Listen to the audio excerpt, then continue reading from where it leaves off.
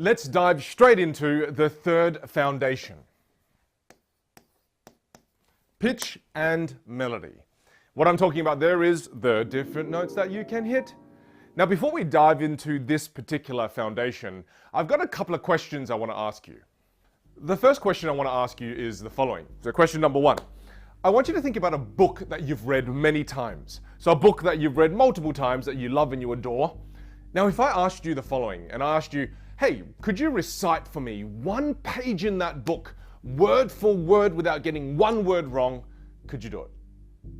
Probably not. I'm hoping you're saying no, otherwise you'd be crazy. Okay, now, question number two.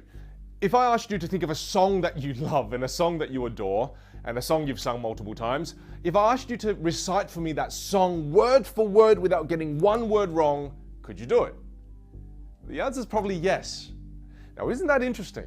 Why is it that we can recite a song word for word, but not in a page in the book? Because a page in the book has roughly 300 words, a song has roughly 300 words. Again, why can we recite a song but not a page in the book? Why is it easier to recite a song? It's because a song has melody. A song has melody. So when there's more melody, it's more memorable. You see, in the world of leadership, one of the most defining qualities of a leader, or one of the qualities that a leader must have in order to be a leader, is they've got to be more influential, right? So if you've got to be more influential, or you want to be more influential, well, first you've got to be more memorable. And one of the ways you can be more memorable is by adding more melody to your voice. I don't mean to kick a dead horse because I don't believe in animal cruelty, but I'm going to push this point a little bit further. I want you to listen to a song for me. I'm going to play for you a song in a moment, and as you listen to it, I want you to think about the words that come to mind as you listen to this particular song. So have a listen to this song.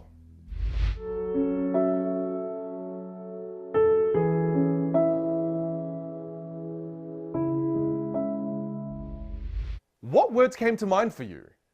For me, the following words came to mind. I thought of nostalgic, melancholy, sad, calm, relaxing, love, tragedy. Those were the words that came to mind for me. Interesting, right? I wonder what words came up for you. Now I'd like you to try another song. Listen to this one and see what words come to mind for this particular song. Here we go.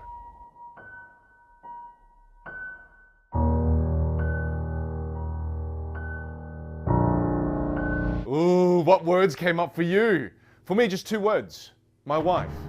Especially when I don't take out the trash on Sundays because that's my job and then I forget. Then after that, the whole next week, we have to live with a house full of trash because we can't put it anywhere because there's no room. I'm kidding.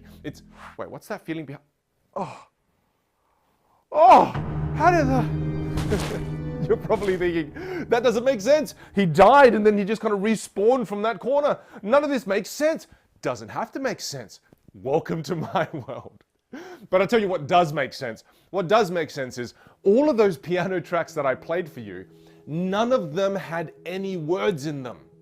However, there was a world of meaning, wasn't there? Look at all those words we were able to come up with.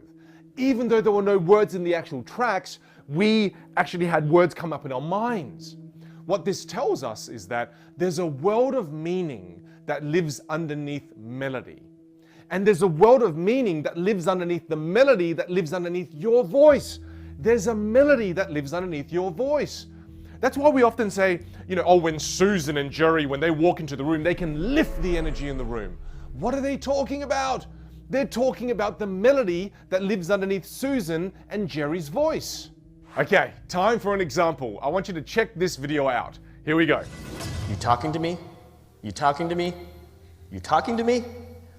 Well, who the hell else are you talking to? You talking to me? Well, I'm the only one here.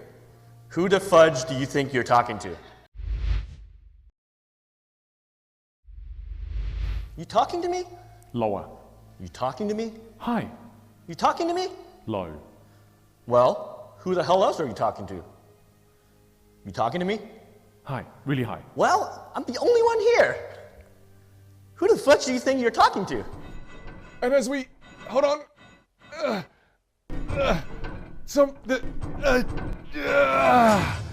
I like to throw those in to see if my editor can actually edit those, just to test his ability. Keep him on his toes. Keep him on his toes. Come on, Craig, work harder. You always got to keep your editors on their toes and just show them a little bit of discipline as you go along the way. Just kidding, I'm not that much of a monster. Now, did you see that example? What my student was doing there in that example was I was getting them to do something called the siren technique. And the siren technique is something I learned from my vocal teacher in Southern California. She's an opera singer, so she's got a beautiful voice. But she taught me the siren technique, which again is, you can grab any book, and I'll grab this book here. You can grab any book, and what you do is when you read it starting with a low pitch. So you essentially go, "Hi everyone, I'm going to start with a low pitch as I'm reading," and then you gradually go to a high pitch, and then don't be afraid of going into the falsetto, and then really go high, and then after that you go really high and you push yourself, and then you come back down, and then you don't be afraid to go back down into your normal voice, and then you go into your deeper voice, and you go all the way down, and then after that you go back up again. And you essentially go up and down, up and down, up and down, up and down. And what that does is that really after a while of doing that, you become more comfortable with the different notes in your voice. And that helps you increase your pitch variety. That's the siren technique, and it's a powerful little technique for you to play with. And later in the course, I'm also going to teach you about how to build more self-awareness, to learn what melody lives underneath your voice. But until then, I'll see you in the next video.